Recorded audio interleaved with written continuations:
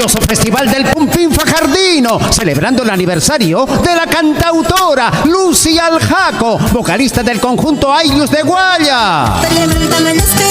Domingo 2 de febrero, en el local Centro Social Guaya, entre Avenida Colectora y Metropolitana, carretera central, kilómetro 2,5, Santa Anita.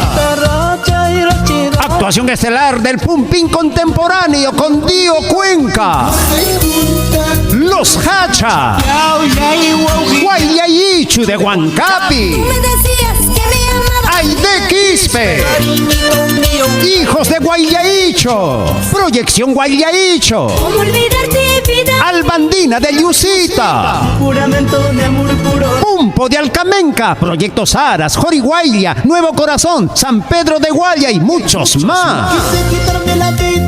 A ritmo de carnavales, Misterios de Ocobamba, dúo Proyecto Andino. Estilo requinto con Alejandro Palomino, Chana Corazón y muchos más. Tres yunzas millonarias, ricos platos típicos. Domingo 2 de febrero, en el local Centro Social Guaya, frente a la iglesia San Carlos Santa Anita. Gran Carnaval Fajardino 2014. Y feliz aniversario, Lucy Aljaco, la voz incomparable de los Ailius de Guaya.